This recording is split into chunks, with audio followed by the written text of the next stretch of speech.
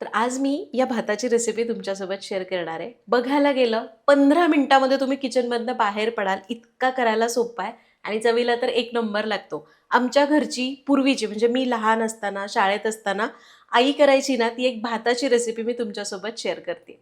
बघायची रेसिपी तर व्हिडिओ शेवटपर्यंत बघा, आवडला तर लाईक करा आणि ही भाताची सिरीज संपूर्ण बघण्यासाठी चॅनलला सबस्क्राईब करा.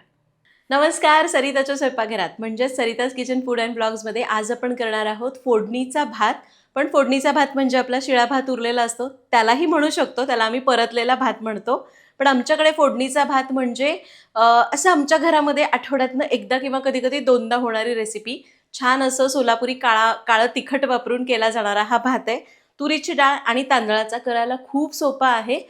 पूर्वी ना मला साबुदाण्याची खिचडी एवढाच खिचडीचा प्रकार माहिती होता.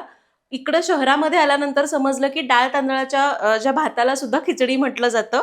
पण आमच्याकडे म्हटलं जातं फोडणीचा भात आणि तो सुद्धा तुरीच्या डाळीचा एक छोटंसं वाटण करून. चला बघूया कसा करायचा. तर भातासाठी इथं मी 1 वाटी तांदूळ आणि अर्धी वाटी तुरीची डाळ एकत्र केलं, स्वच्छ धुवून निथळून घेतलंय. आता इथे घेतलाय 10-12 लसणीच्या पाकळ्या, पाव वाटी सुक्या खोबऱ्याचा खीस आणि थोडीशी कोथिंबीर. हे सगळं आपण जाडसर वाटूया. खरं तर याला मिक्सरमधनंच फिरवायचं आहे, पण माझं मिक्सरचं भांडं सध्या भांड्यामध्ये आहे. आपल्याकडे हे आहे म्हणून मी हे वापरते. मिक्सरमधनं काढलं तरी चालेल. आपल्याला जाडसर पाणी न घालता वाटण करायचं आहे. आणि हे घ्या, आपलं वाटण तयार झालं आहे. आपल्याला याला असं जाडच ठेवायचं आहे. वाटण तयार झालं आहे. फोडणी द्यायला 5 मिनटं, कुकरच्या शिट्टीला 5 मिनटं, 10 मिनटात भात तयार होईल. चला गॅसकडे वळूया.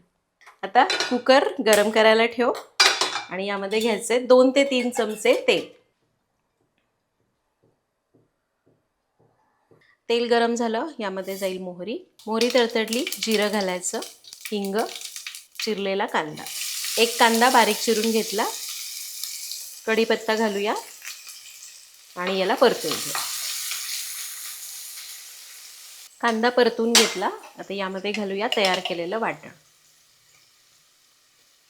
वाटणासोबतच थोडासा काळा मसाला घालूया, किंवा याला आपण कांदा लसूण मसाला म्हणू शकतो, काळं तिखट म्हणू शकतो.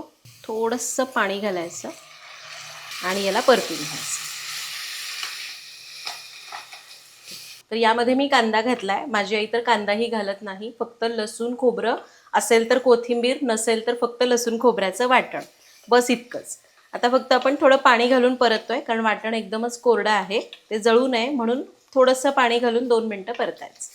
वाटण घालून परतलं. आता यामध्ये घालूया हळद. हळद याच्यात मिसळून घ्यायची आणि आता यामध्ये घालूया धुतलेले डाळ आणि तांदूळ. याला मिक्स करूया. तर बघितलं काय भांडी भरतात का? डाळ तांदूळ धुतलेला एक कुंडा असेल, मिक्सरचं भांडं जे वाटण करायसाठी लागेल, आणि कुकर, आणि एक पळी किंवा उलथाणं, यापैकी एवढंच लागतं. बाकी असं फार काही फापट पसारा लागत नाही. सगळ्यात महत्त्वाचं म्हणजे हा भात करायला घेतला की 15 मिनटामध्ये आपण किचनमधनं बाहेर पडतो. डाळ आहे, तांदूळ आहे आणि असं पोटभरीचा होतो, चवीला पण खूप भारी लागतो. हे झालं, आपण तांदूळ परतून घेतले. आता यामध्ये घालायचे पाणी. पाणी किती घालायचं? 1 वाटी तांदूळ होते, अर्धी वाटी डाळ होती, म्हणजे 1.5 वाटी होतं. तर आपल्याला 1.5 पट म्हणजे जवळपास मी 2.5 वाट्या पाणी घालते.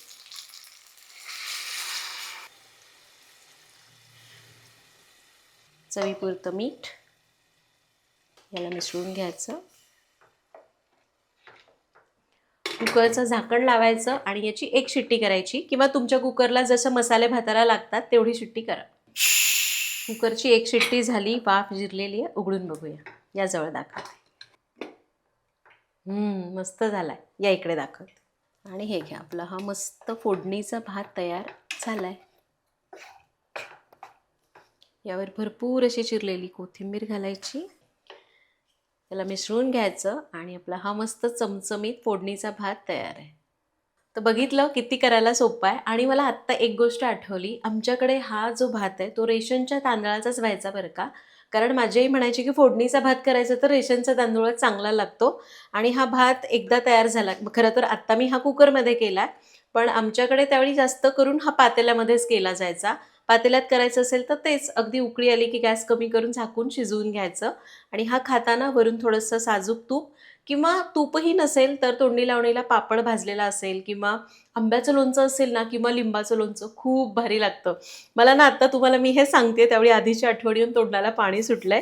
त्यामुळे आता मी पटकन याच्यावर ताव मारणार आहे. 15 मिनिटामध्ये तयार होणारा मेनू आहे. उन्हाळ्यामध्ये जर कंटाळा आलाय किंवा आपल्याला थोडंसं एनर्जी नसल्यासारखं वाटतं उन्हाळ्यात आणि पोटभरीचं करायचंय तर हा भाताचा प्रकार एकदा नक्की करून बघा. भेटूया पुढच्या भागात. Happy cooking.